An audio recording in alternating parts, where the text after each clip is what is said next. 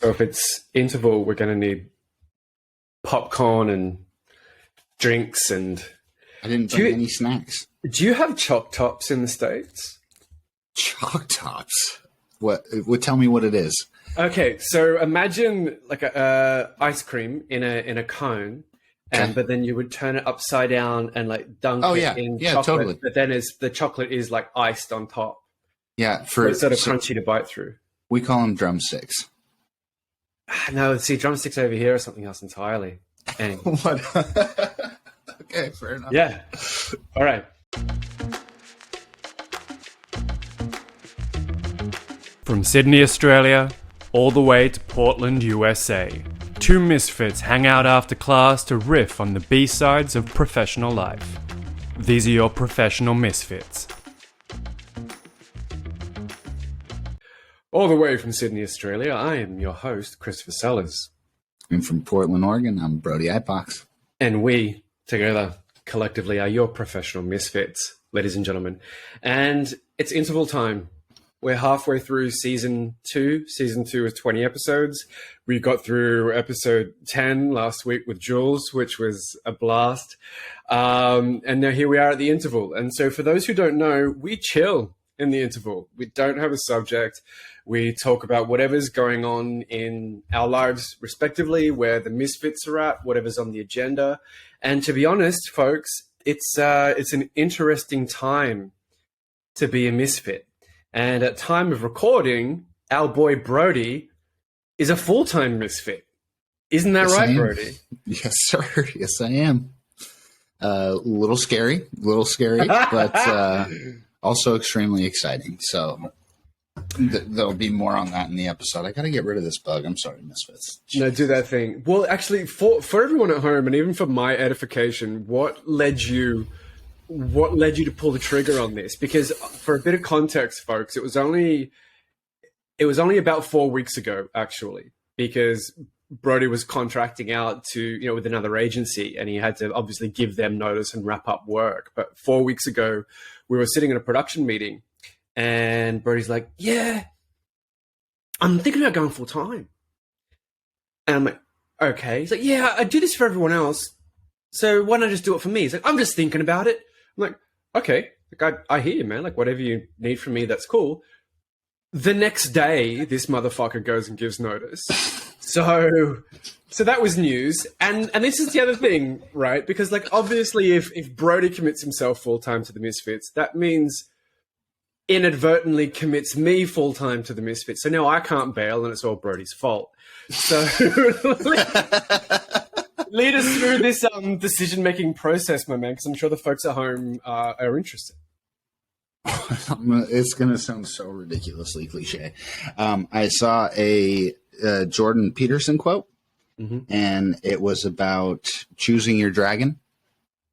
And man, I've chosen so many dragons that affect somebody else's hero arc line, and not my own, and not in this self-serving way do I shift the narrative. It's just, like I said, I have the skills and I have the means to do this for the professional misfits, for us, and for really realistically anything I pursue on a personal level as well. And I just had that light bulb moment. It was like, I need to make that my dragon. And when I do, I think the acceptance of that responsibility is going to take this whole thing to the next level. And it just seems like one of those things that, as much as it's a decision, I don't really have a decision. It's like this or nothing. That's the way that I feel, like, in my body, in my mind, in my heart. And, like, I think in life, people have a couple of those moments, and it's that moment that you choose, am I going to listen to this?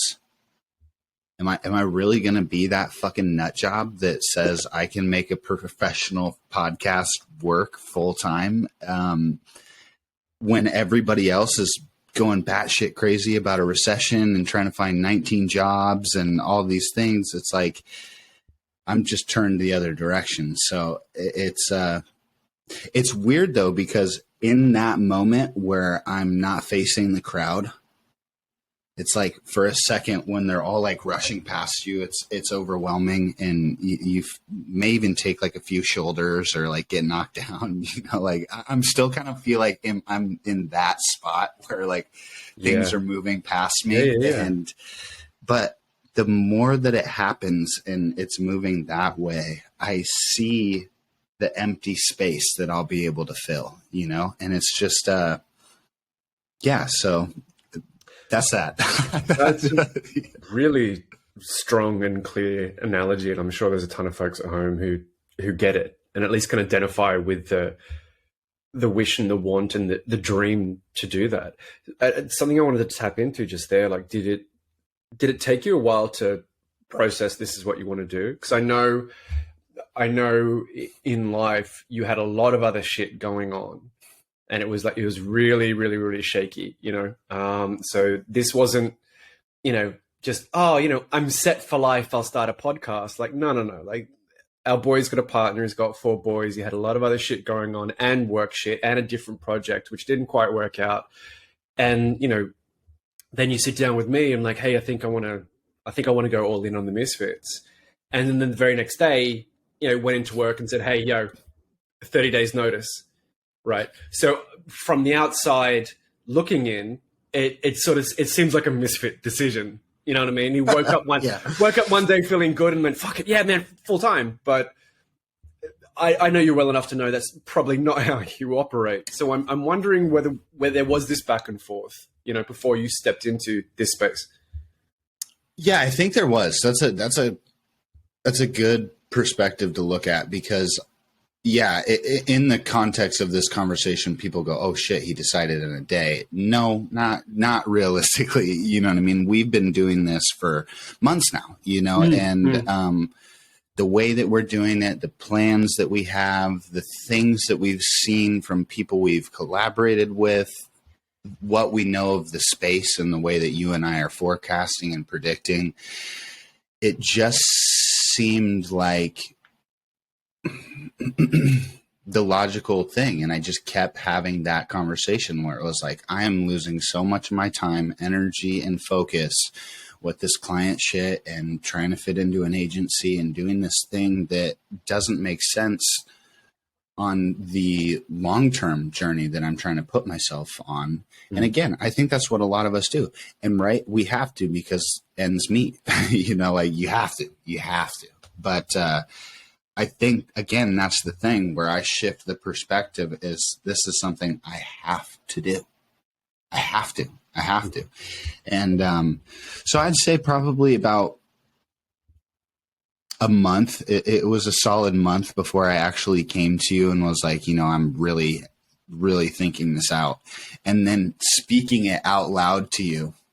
And then the conversations I had the next day, speaking it out loud to, Rob over at Westport and, my father and a few other people, it was just oddly validating, and I was like, okay, shit, it's time, it's time to just fucking do it. And, I did, but it was a little bit of back and forth. 'Cause the thing is, as much as I see the potential in this and I know my skills and what I can accomplish,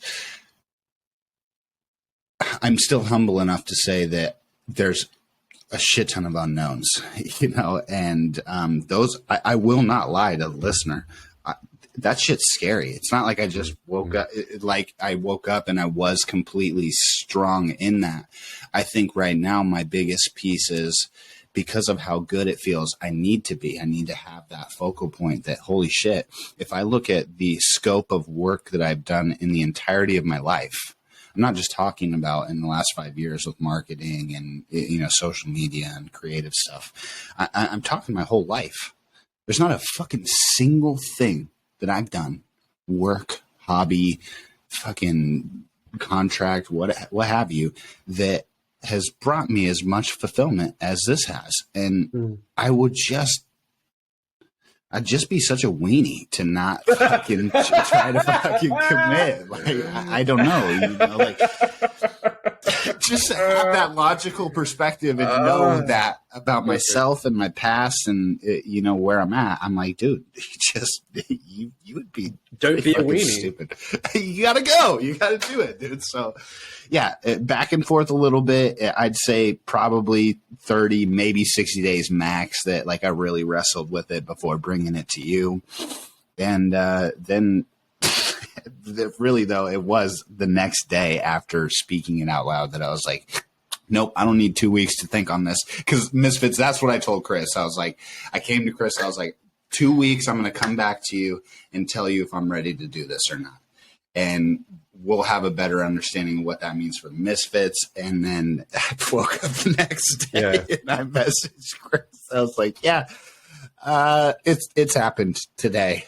Today it happened. Insert SpongeBob meme of 24 hours later, and then Bodie's like, "Hey, full-time misfit." I'm like, all right. Yes. I'm curious. Were you worried or concerned about telling me, or like what I'd say or how I'd react at all? A little bit, yeah. Really? And not in the sense that I was worried. In the fully anxious or negative way, just that I knew, same thing that you said, it's a big ask, even though it's the position that I'm taking, that has a ripple effect. You know what I mean? That changes things and dynamics. And I knew you've got a lot going on too, my friend. I do. You've got a lot going on too. Peep the doc to find out more. But so there was a level of understanding of your position and not wanting to over ask is really the only sense of worry that I had there. Other than that, the more you and I talk about this and hash this thing out and, the production meetings and things like that, the more I see you have clarity on this thing.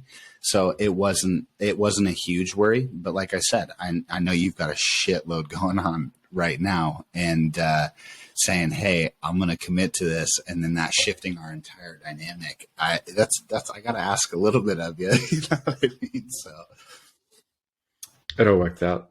It's funny. I think since you made the decision and sort of moved in that way, it actually smoothed out and solidified things here rather than, production meeting, record once or twice a week and then, do this sort of stuff as sort of, I won't say a hobby, but, as a sporadic thing. But you sort of made this decision. And then since then, I've been trying to get on board to help you and facilitate whatever we need. And for me to get a better understanding of what's going to make this work long-term. But I think it's interesting. It's interesting. And I think it's a really positive sign. If a little throwback to our episode on what makes a good business partner is that you made this decision to commit, and rather than either of us freaking out, we both committed. I went, cool. And it actually leveled out and calmed things, for want of a better term. So that's been really conducive. And so literally this week, Misfits is Brody's first full-time week of 5-6 days laying stuff out, doing all the contents. So stay tuned to see how this plays out. Yeah, I have a question for you. When I told you really, truly, what were your first initial thoughts? Because we spoke, I mentioned it to Chris. He really didn't even have like a full chance to mull it over before, because I said, I brought it up to Chris. I'm like, hey, this is where I'm at. This is what I'm thinking. Happening. and then the next day it was like too late. I'm already here. Well, same. For context, I knew your impression of the work that you were doing outside of things. And it's every contractor's struggle. Like there's parts of stuff that you like. There's parts of clients you can't fucking stand. There's parts of this and that. There's parts of the bureaucracy. There's parts of the paperwork and the admin. You're like, ugh. You'd also just stepped out of something with another business partner, so and that was interesting. Of like, there was Misfits here, and this other project that you had there, and then by comparison, the other one didn't work out. Yep. And so now and again, like I knew you had a whole bunch of other personal stuff going on in the background. So it's funny, like I had a more maybe objective or compassionate approach of like, is Brody okay? And like, is he going to be okay? And how can we facilitate this healthily? And so when you came on, I think it was a Thursday or a Friday, actually, when we had this chat, because I remember it was my Friday the next day when you said, yeah, I'm out. And he said, this is what I'm thinking. And I went, oh, okay, you want to do full time. That's cool. And my all of our first impressions, I'm sure, is like, can you financially do that? He's like, but here's what I was thinking. And, I build all these channels for other people. And, given what our metrics are looking like right now, this is what I foresee. And you are confident in that. And if you've been following for a little bit, Misfits, like I've got no idea of the back end. Like once a week, I'm asking Brody, like, what does this mean? And if we have this many followers, then why don't we have this many views? And where's all our money? Right. And he sort of lays this out and goes, this is what this actually means. And this is where this is building. And we're, a quantum leap ahead of guys with, 10 times the amount of videos in 5 years on us. I'm like, okay, I guess. So it was, to be honest, it was a little bit of a leap of, no, that's not fair. Not a leap of faith. It was trust in you, to be honest, because I trusted you and trust your judgment enough to read and understand something, even if I don't. And you're going to make an educated decision on that. And I don't believe that's something that you would make lightly. So really, this is me taking my hands off and go, bro, if this is what you want to do and this is what you see, cool, let's roll with it. And now we're actually living this, Misfits. This isn't the, and then they all ended happily ever after. This is the live real-time experiment of watching this play out. What are you going to say? Right. No, yeah. And it's funny too, because we're Misfits, so in the back end of Patreon, we are recording and producing a documentary for Chris and what he's going through and his journey as a founder, as someone that's creating genuine disruption. I think that's what we're trying to capture. And it brings an idea to my head of the same thing for what we're doing here. Because like you said, we're living this thing. And I think, again, to circle back to what I said before, a lot of people are scared to commit to that. And I know we all have responsibilities. I know, but it's not necessarily about putting yourself in a position where those responsibilities will be broken or it's reckless or things like that. It's about making the commitment. It's like you said, we both just committed. Here we are, and this makes sense. Let's fucking go. If you have something like that in your life, I truly believe it is just about, that is what's going to separate you from the 95%. Is, are you going to wake up every day and chip away at that thing? Or are you going to operate like everybody else and think and think and think and want and desire and hope and wish and all these things that at the end of the day are never going to fill your fucking cup, And what's going to burn you the most is when some random acquaintance decides to do it and they succeed, and you're like, you motherfucker, because you had that idea 6 months ago and you didn't. Oh, and 50 to fucking 60% of the time, you have a better skill set than the person that succeeded. Yeah. Again, it is just that they committed. So it's been a wild couple months. You know what I mean? But here we are, and I'm excited, and I think it's going to work out nicely. Nice. So I have a question for you, sir. Shoot. We're at the interval. We're here. We're just going over the season. We're just talking about stuff. What for you so far has been one of your favorite moments, or one of the experiences that is given another positive push forward for you in that sense of momentum? Yeah. Okay.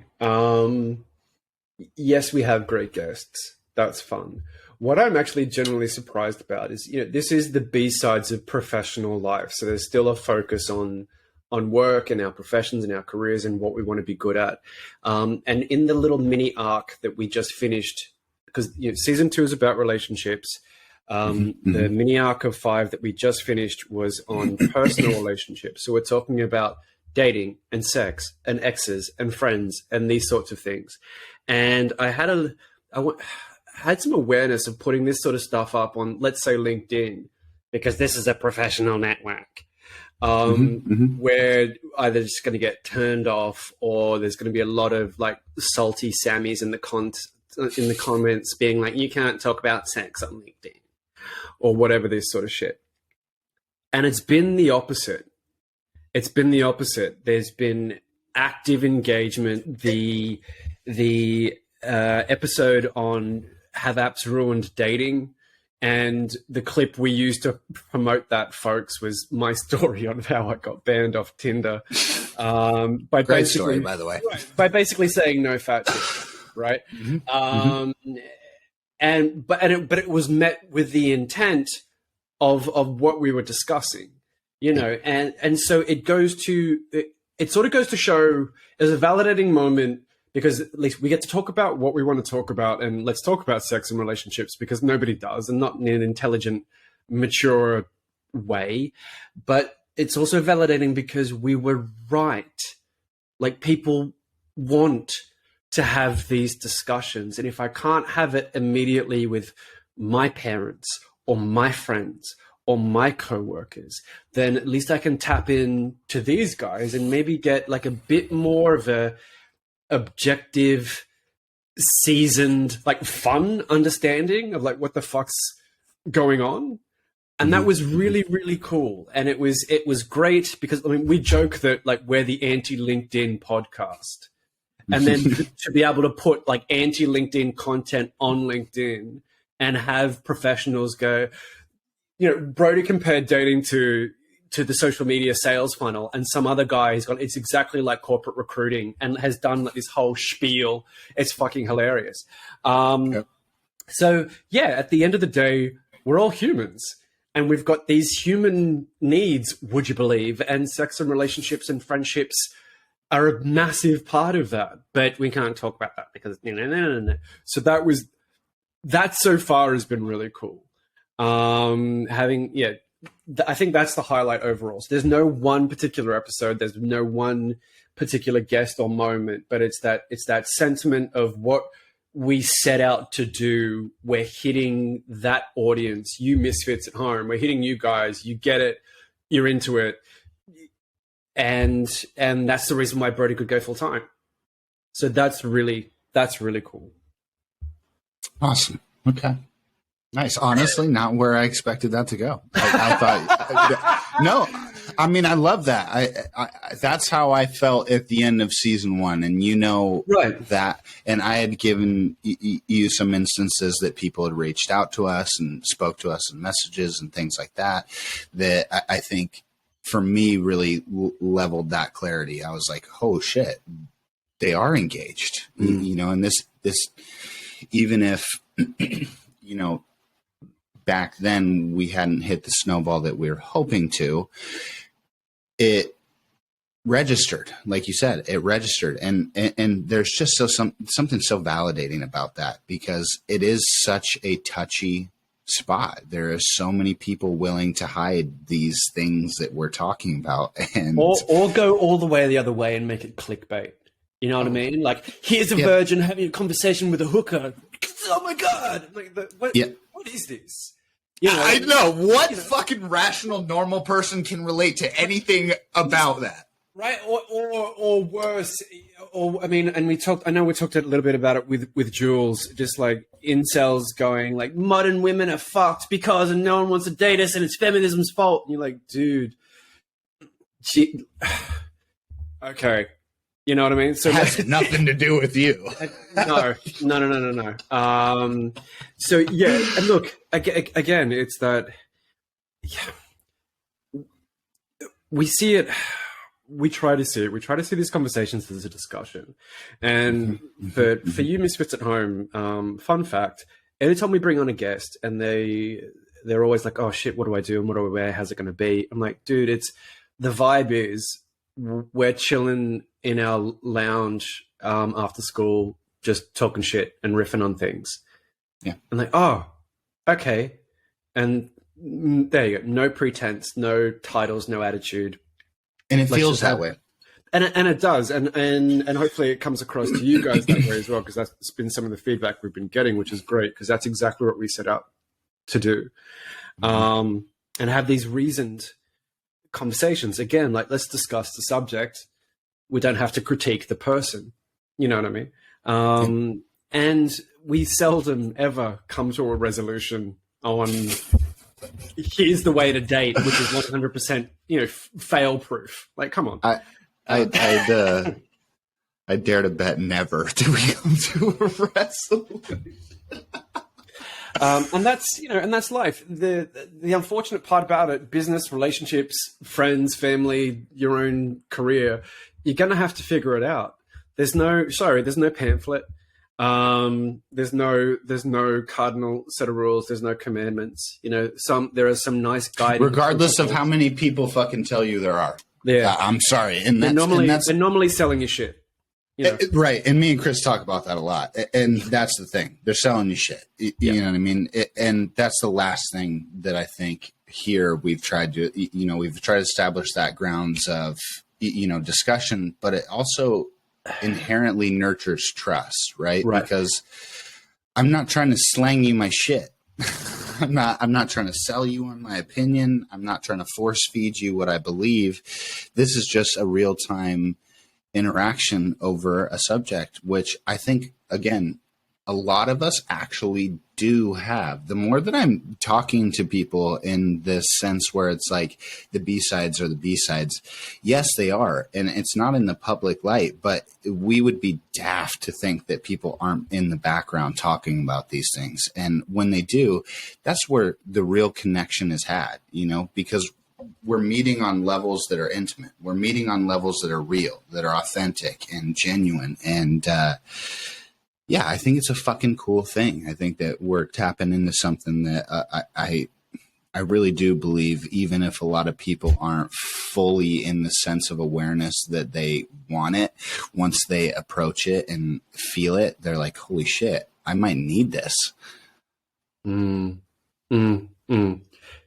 We're pretty challenging guys. We like to go against the grain a little bit. Yeah, a little bit, but only where there's value. It's not to be contrarian for the fun of it. Yeah, I'm trying to look at my piece of paper to figure out if I've got any questions that we haven't covered. Have you got any? Sure. Yeah. So then, one thing I was going to, the opposite of the question that I phrased earlier, is there anything about this season that has been hard? Is there anything about this season that kind of,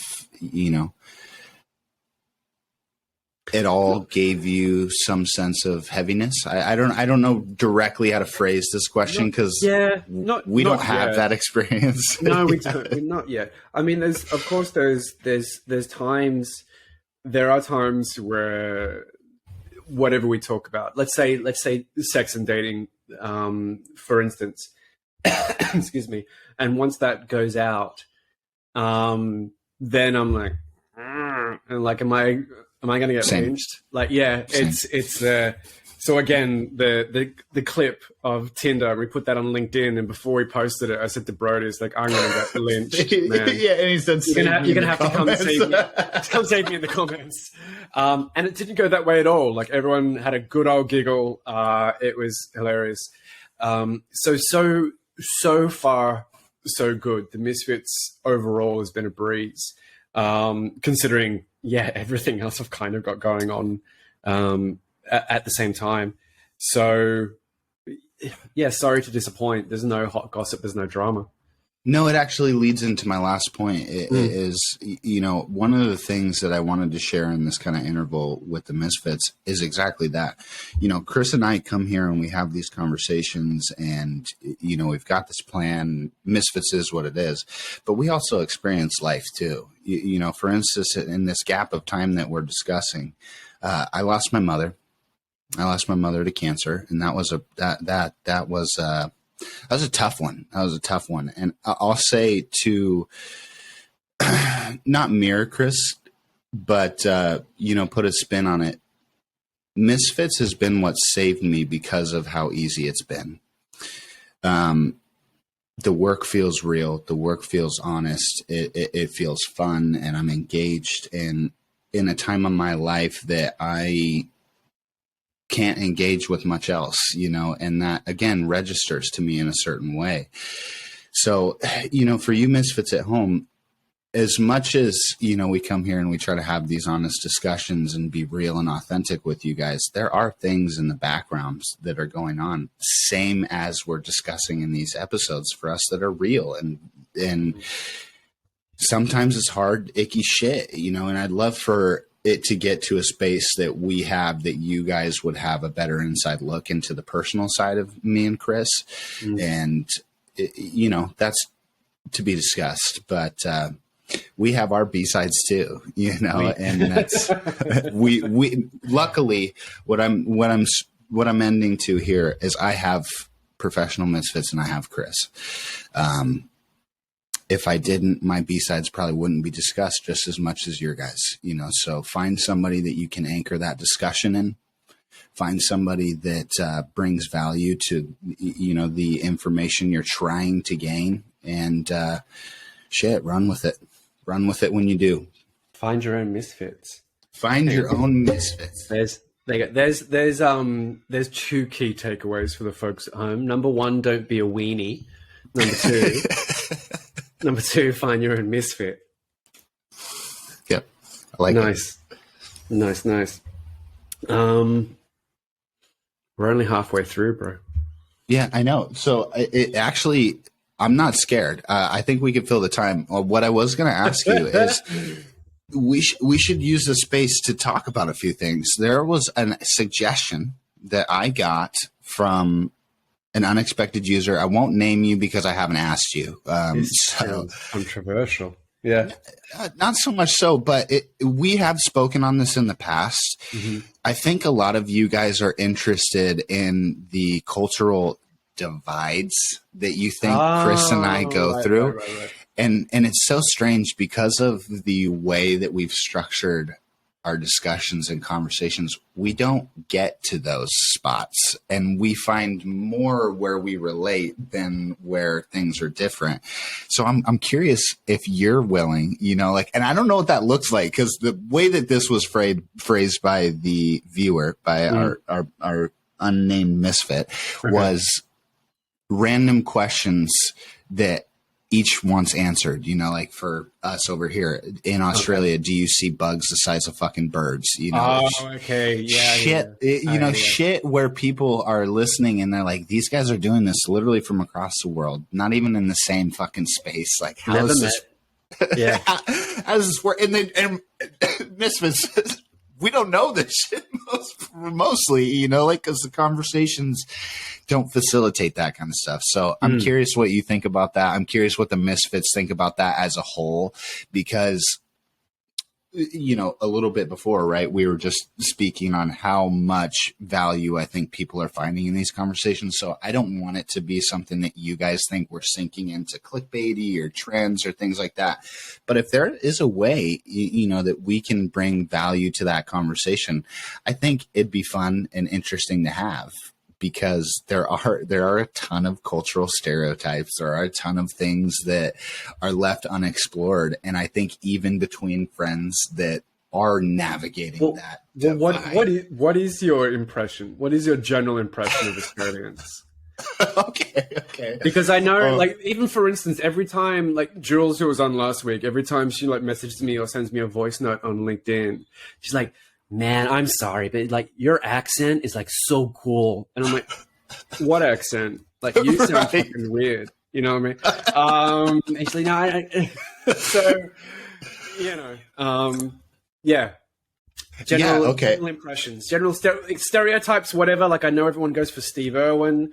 You know, rest in peace. Okay.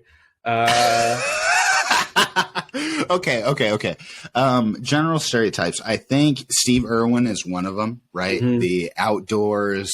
Totally. You guys live with fucking animals. Like always, you're all about the outback. You know, like that's one stereotype. Then the other is like, I think in my own mind, it's just like what would be the equivalent to a frat boy here, but just a general Aussie boy. He's got the fucking deep accent. He fucking curses constantly. He surfs, like we all surf. Surfs, fucking fishes after he's done fucking surfing. Lives on the beach sometimes. Yeah, fucking who knows where he actually lives. That kind of thing too for the male side of it. And then I think as a general consensus, and you and I have spoken about this, and I'm not sure because you look at the Steve Irwin stereotype, and that's not a what's the right word here? Not disgruntled. Like I don't want to say disgruntled, but it seems a lot of Australians are dismissive from the view that you get. It's kind of like tut, you know, like nothing, you know, we're in our own little world and you guys fucking don't really matter kind of thing. And it's, I don't know. That's just me. I'm interested to hear yours too. So break it down for me what that fucking felt like. I'll start with Steve Irwin and this stereotypes, right? And look, it's look, we're aware. And it throws back to like Crocodile Dundee in the 80s. You know what I mean? So like Irwin is like an updated version of Crocodile Dundee. And that's the impression for foreigners. You know what I mean? We've got the 5 most deadliest spiders, the 5 most deadliest snakes. We've got sharks. We've got blue bottles. We've got, you know, bushfires and floods. Everything's trying to kill you. Everything's trying to kill you. And it can, and and we've got animals no one's ever seen before. So yeah, look, the fun thing about Australia too, folks, is we have these things called cities, and Sydney happens to be one of them. You know, and I don't know if you have these in the States, but like lots of people tend to congregate in cities. So look, so yeah, we do have some sort of civilization. We're not just desert and bush and beach and rainforest.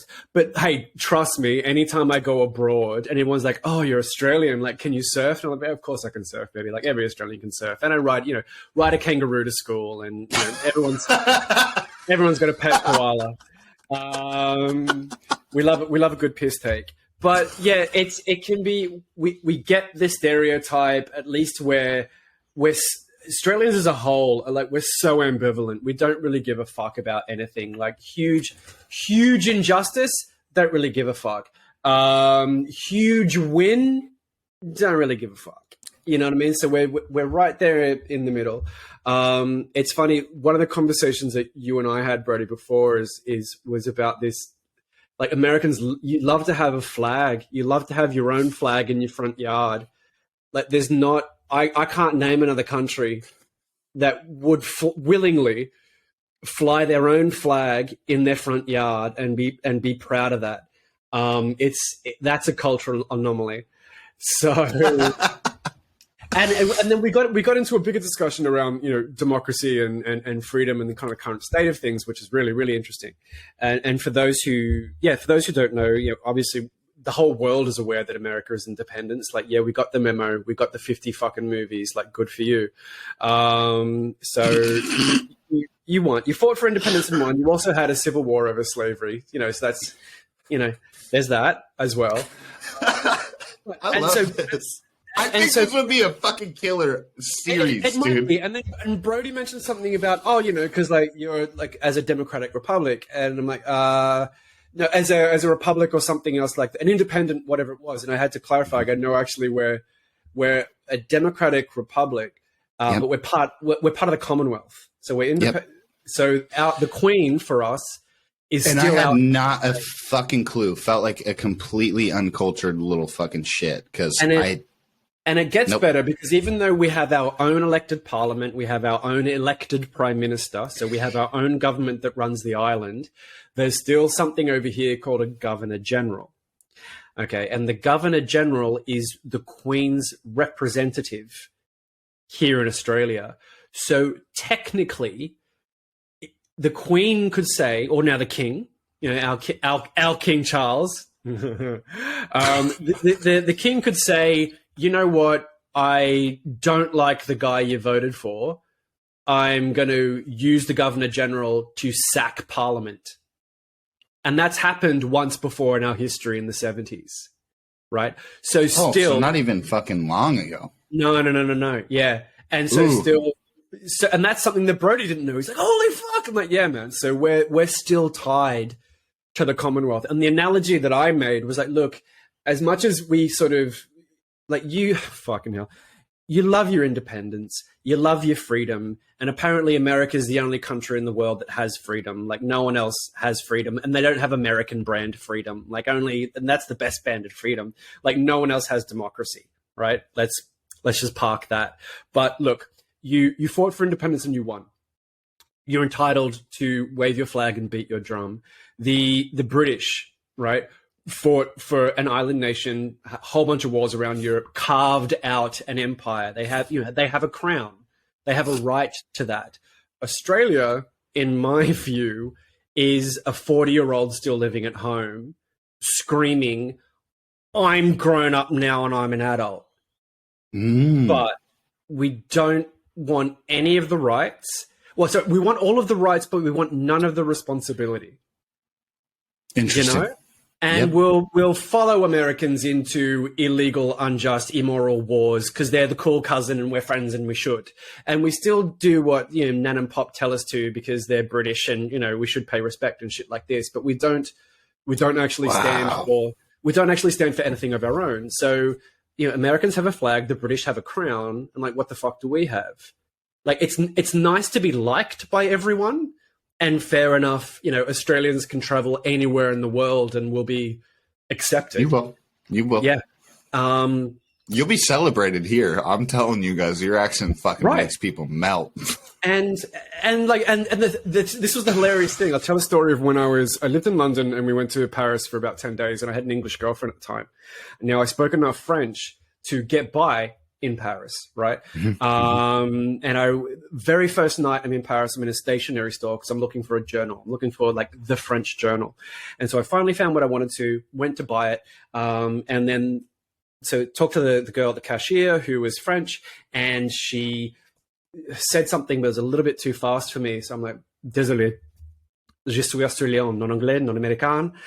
And so, sorry, speak English because I'm Australian, I'm not American, and I'm not English. She immediately switches to English and she's like, oh, Australian, long way from home. And I'm like, yeah, baby. And she's like, what are you doing in Paris? I'm like, it's my first night. She's like, oh my God, you should come to this party tonight. This is where the address is, come at 10 o'clock and whatever else, can I get you this? And like gives me a discount on the journal and everything. I'm like, this is fucking cool. Then of course my girlfriend showed up and that was hilarious because chicks are so funny. Just like a look. Just a look, and the temperature dropped to like 5 degrees. I was going to say the eyes locked and the fucking room shifted. And then I walked out, but I'm like a giddy little Australian tourist in Paris, and I'm like, baby, I think I just got hit on by the French girl. And she's like, uh-huh. And she's like, and I'm like, well, I got invited to this party tonight. And she's like, hang on, did she say there was a party or did you ask there was a party? I'm like, no, she told me there was a party and where to go. She's like, yeah, she was hitting on you. I'm like, one day in France, baby! Australians! Yeah. Right. But then there was another circumstance in France where a different cafe, different time. And it was like the minute we walked in speaking English, we walked in speaking French, we ordered in French. And the minute they overheard us speaking English, the whole tone shifted because they just assumed we were in a negative way. Yeah, 1000%. Because it was like to be fair as well, like Americans and English both had this fucking horrible habit of walking around Europe going, everyone speaks English here. And if they don't speak English, I'll speak English louder and slower and point, and then you'll get what I'm talking about. Fucking hell. And Parisians of all the French, like Misfits, I've never done that. Good. Parisians out of all of France will just not tolerate it. You know, good. So that shit's annoying and condescending in my eyes. Like that. Well, what are you trying to fucking say? Because there's a language barrier. The intelligence fucking gap is there. Well, like, I'm inclined to agree, Brody. But maybe you could tell the rest of your people. I'll try. You know, they other countries. Number one, other countries have freedom, and number two, you know, there are other languages other than American English. And you spell everything wrong anyway. So you know, it's so funny. Just real quick to touch on the point of freedom. You know, just the American stereotype. Yeah. It's so strange because the more I talk with you, the more I, you know, try to verse myself in the world. You know, we're speaking to people all over the world. Mm. I'm trying to understand it. I'm trying to get a better, you know, broader picture. And you're exactly right. The freedom that, you know, Americans tote is a different brand. And what's funny about that is that I think 9 times out of 10, when you compare it to the freedoms of other countries, like, yeah, we can say what we want, but can we? Because the media fucking will shut you down if you don't say the right fucking thing. Mm. We can do what we want, but can you? Because there's a bunch of fucking capitalist fucking overheads that are not going to allow that if you do step out of fucking line. There's just these things. It's like people label as freedom, and it's like you get farther down the system and you start to understand how much freedom do you actually have as opposed to what you think you have. And there's this paradox which I always bring up when it comes to things like this is like there's rights and there's responsibilities. And to have, you know, Americans, it seems, are always like, my rights, my rights, my rights. And I'm like, cool. So what are your responsibilities? As a citizen, what's your responsibilities? Like a really simple example, for instance, is when it comes to voting. Like, we both have democracies, right? Both our governments are voted in. Now, in Australia, it is compulsory for a citizen to vote in state and federal elections. So if you don't vote, if you aren't, you know, we don't have to register or anything else like that. We just have to show up at the place on the day, show ID. Yes, this is me. My name is crossed off the list. Go and do the thing. Way to make the fucking system easier too. Jesus Christ. Right. So that's the way we do it. But like we have a legal responsibility to do this. And if you don't, you know, we get a fine. Right. And now, by contrast, the home of the free and the land of the brave, where, you know, you have your unique brand of freedom, you don't have the same responsibility to vote in your government. And I'm sure there's a long and varied history on that, but it's like, there's an interesting difference if we're talking about democracies, and there's an interesting difference if we're talking about freedoms and political freedoms, isn't it? Yeah. Oh yeah. Yeah. And it's funny, you know, to touch on your analogy of the 40-year-old still living at home. It's interesting where I feel like America is at is the 50-year-old that had everything fucking handed to him. And it's strange too, because look, it didn't start that way. It's like we've got 2 generations of America, the ones that fucking know and realize exactly like you're talking about. There's a level of responsibility to this. We fought wars. We did shit. We fucking worked with countries. We did shit. We had a level of responsibility that we brought to that made this nation great. And then you look at the people that we're handing this off to, and it's that mentality. It's like, oh, you handed me something great, so everybody around me should fucking appreciate it. And if they fucking don't, then they're not on my page. And it's just that fucking pompous dickhead that inherited a company and that thinks that he knows fucking something because his fucking dad was worth a salt. And it's like, dude, that is not the case. You know, the thing that I think most Americans don't aren't on the level of admittance yet, is no, regardless of where we're at, we still have a fuck ton to do. Like it doesn't end. I don't know where we thought that we landed on this perfect level of democracy. And what's funny. Yeah, sorry, or a constitution that cannot be touched.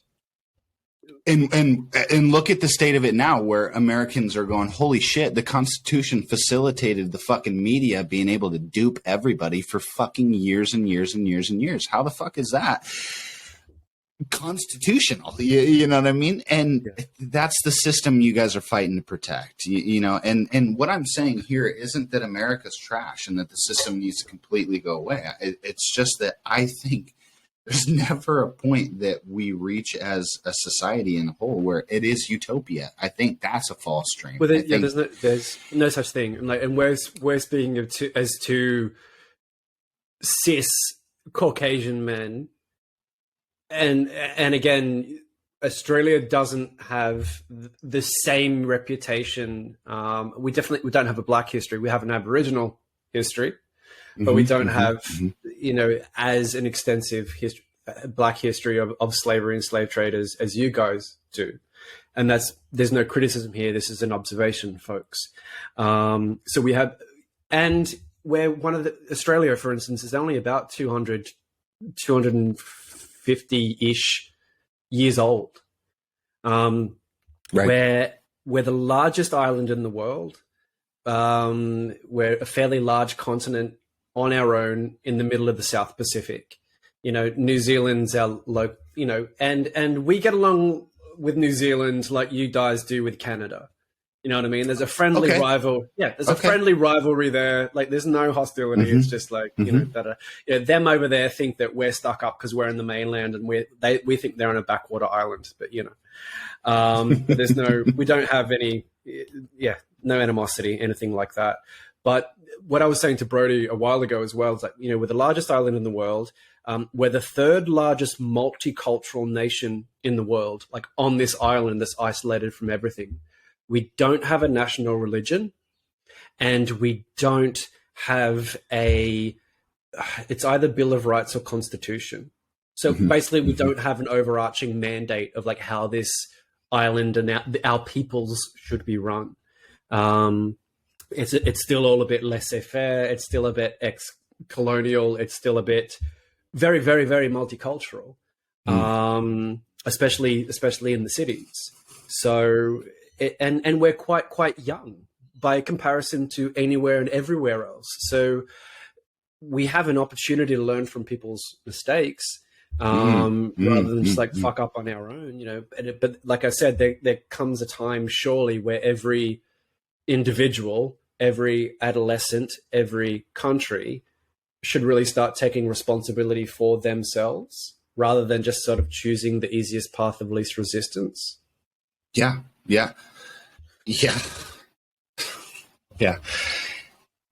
I don't know why it makes me think of our particular situation, and this is going to be a complete segue, but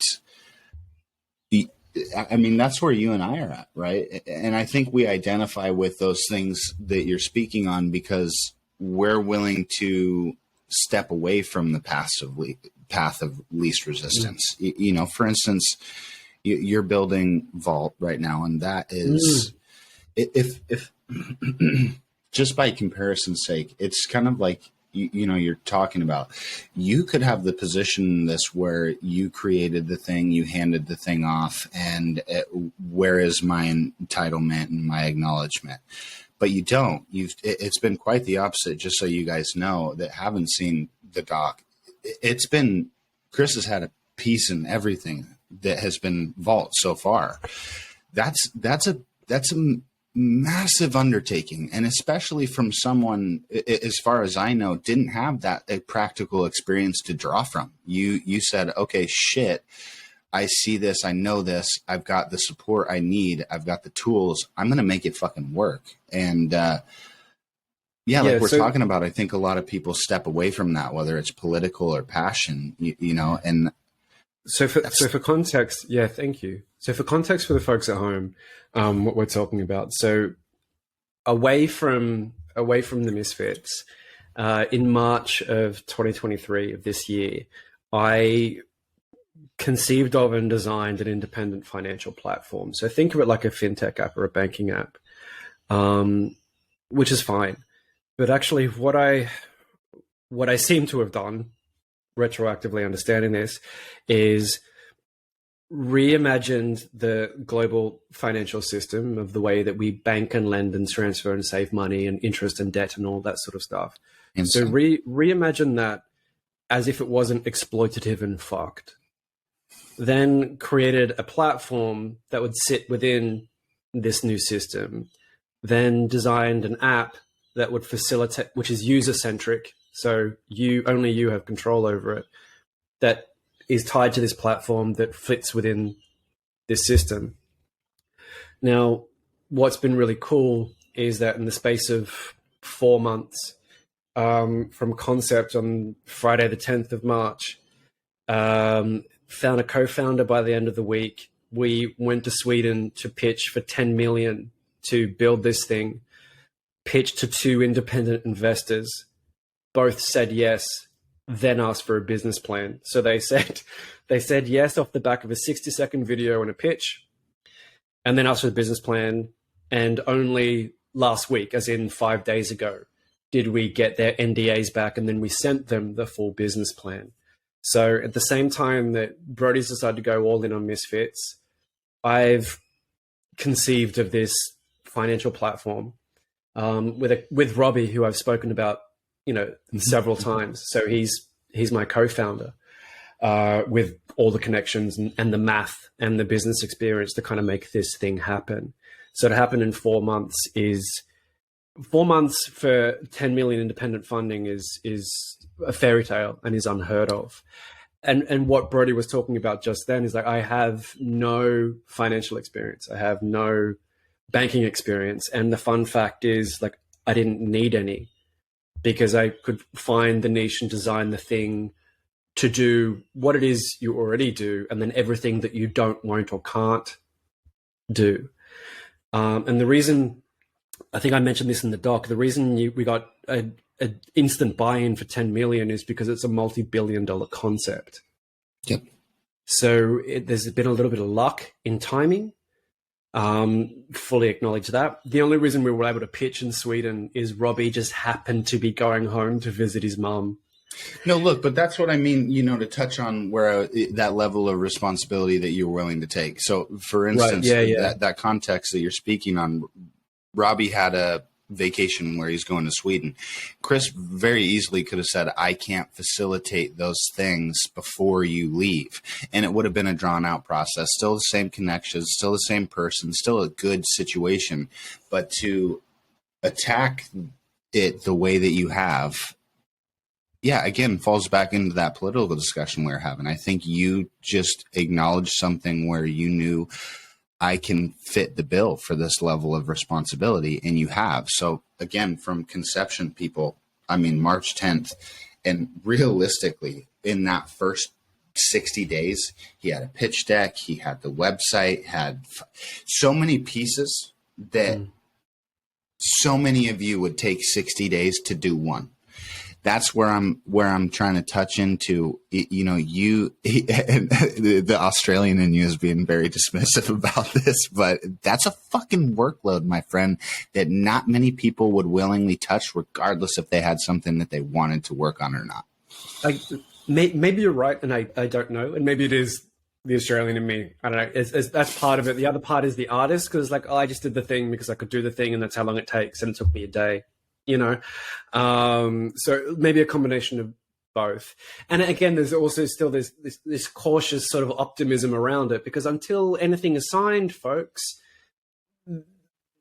like Robbie and I are both of the opinion that it's when, not if.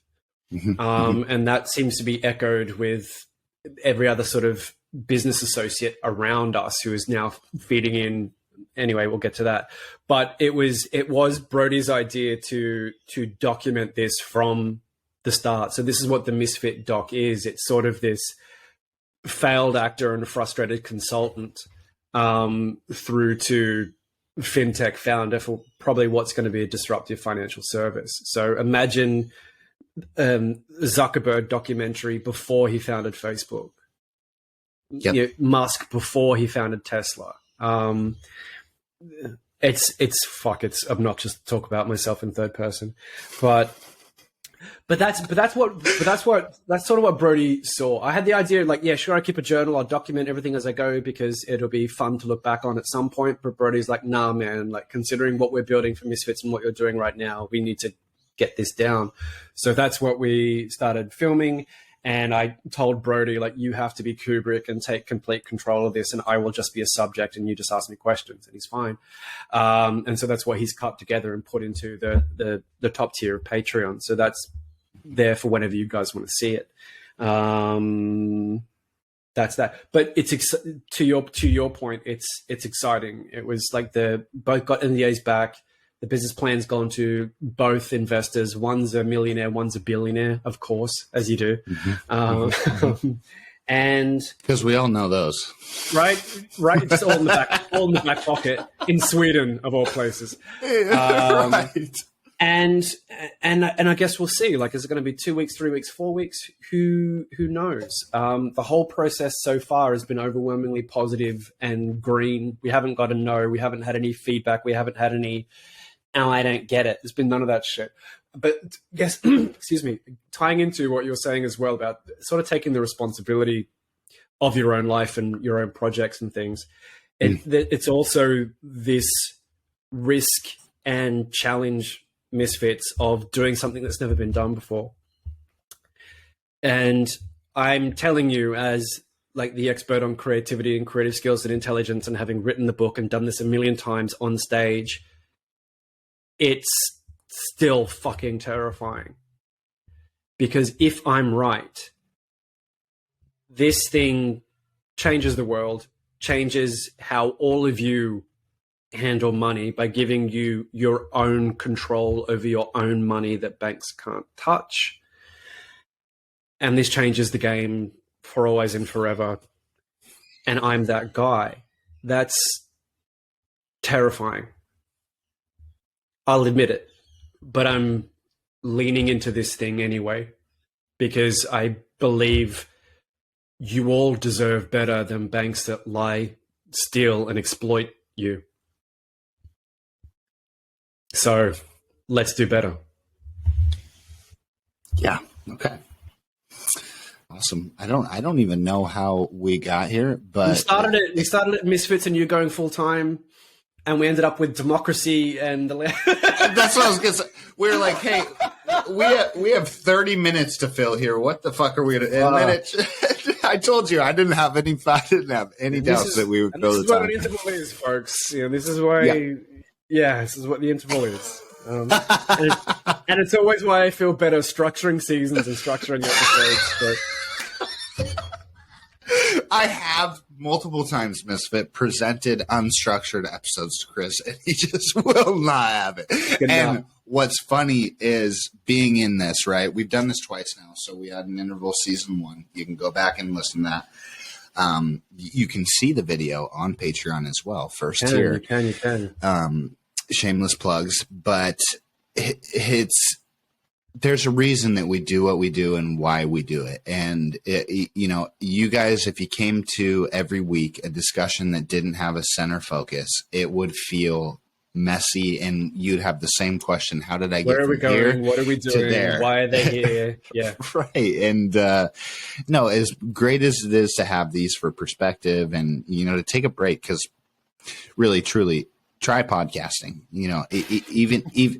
Even if it's just a weekly FaceTime call that you don't record, try sticking to that, and you'll see. And having something to talk about every week, and not just rambling like with whatever you ate or whatever date you went on and what you watched on TV.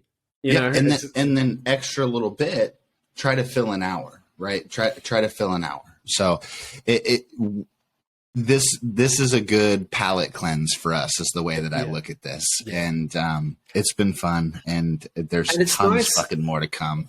It's nice, and I mentioned this to Brody knowing this episode was coming up. It's nice to pull back the curtain with you guys and show you the stage and show you the props and show you the lights and show you that we're actually here, that this isn't a weekly show for entertainment. It's like, no, we're about keeping it real.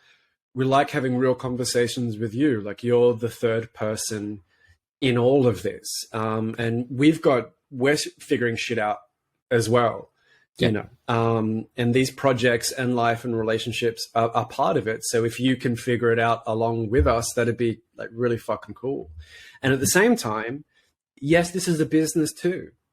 You know, the Misfits, we've hit, it's funny, we hit monetization on YouTube just before Brody decided to go full time. So that no doubt that was a little carrot to kind of get him over the line. By the time this comes out, we've probably hit monetization on Spotify. We've got a couple of people in the Patreons as well. And yeah, look, shameless plug, support us in the Patreons, because that means we can raise the quality and the consistency of what we're delivering to you, and gives us a little nudge going into season 3, you know, and spoiler, merch is coming. So yes, it is. If you're on the Patreons, you're going to get early access to all of that first, and the insights to all of that sort of first. So there's 3 tiers on the Patreon. Check it out. At the very least, if you're listening on YouTube or whatever else, thumbs up, like, comment, subscribe, all of that, just because it's supportive. Like, we love doing this, but everyone needs some feedback once in a while to let us know how we're doing. You know what I mean? I do. And one thing I do want to say about Patreon is I think a lot of you guys have in the past experienced bringing that support to a creator or to a brand or something, and the return isn't what you'd hope for, right? Me and Chris very objectively came into the Patreon knowing that we were in our full intent to bring you value. It wasn't just to say, hey, we have options of support.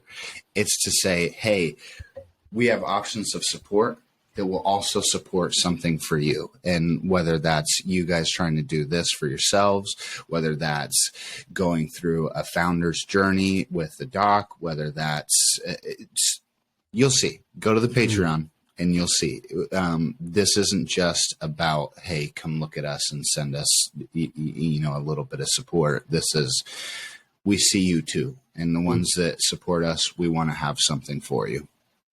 Yeah, nicely said. Nicely said. All right. Episode 11, do you know what's coming up next? Episode 12, do you know what's coming up next? I know you don't. Take a drink. Okay. Take a drink. Take a drink this season every time Brody doesn't know what's coming up on the next episode. Misfits, but for like the last 2 episodes, I have known. So, okay, so that's 2 out of 11 that you don't need to drink. All right. Okay. I'll give you a hint, because we did the professional relationships arc. We've done the personal relationships arc. We've done our little interval. So our next mini arc is going to be familial. Very good. It's going to be family. Nice. So the subjects that we've got coming up for you, Misfits, is we've got next episode 12 is literally, should you work with family? Sometimes, always, never. I'm sure that's going to be a hot and spicy conversation. There's a future episode where we're talking about work-life balance and what that is. And I'm bringing in another French girl, my friend Mathilde, who she's married to her husband and she's traveling all the way around the world while she's consulting as sort of a digital nomad. It's really, really fucking cool. And her husband, who's an engineer, he quit his job so he could travel around with her. So we're going to talk about that. Like, can you have this work-life balance and what this actually means? There's a voted episode coming up. So Brody and I are going to come up with some options. So this is your prompt to join either Patreon or the Facebook and LinkedIn groups, so you can have your say on what it is that we talk about. Yeah. And then those are the next few episodes we've got coming up, talking about family and relationships. B, you looking forward to anything in the family arc? Yeah, I am. I think just the mini arcs for this season have been a lot more impactful than, you know, even you and I had the scope on. And I think family and the dynamics of the world economy have shifted to where I think it's more present in today's age, and I think it's a little trickier to navigate because business have shifted as well. So I think we have the opportunity to bring a ton of value to these conversations. So I'm excited, and like I said, for each of these two, I do a little digging on myself. So I'm excited to see what comes up for me as well. Yeah. I could never work with family, straight up. That's that. But I'm sure we'll talk about that next episode. In the meantime, folks, you can find us. You can listen for free and watch us build on YouTube, on Spotify. You can, like we said, jump on Patreons, get 2 weeks early access to all of the episodes, including the entire video catalog of season 1, which we never intended to release. It was supposed to be audio only, and then we packaged it all up as video so you guys could have it for like $5. All the contents you can find on TikTok, on Instagram, on Facebook. You can go to promisfitspodcast.com. That's our HQ. You can find Brody. You can find me. And on that note, I've been Chris. I've been Brody. And for the land of the free and the home of the brave, you stay classy, Misfits. We'll see you on the next one.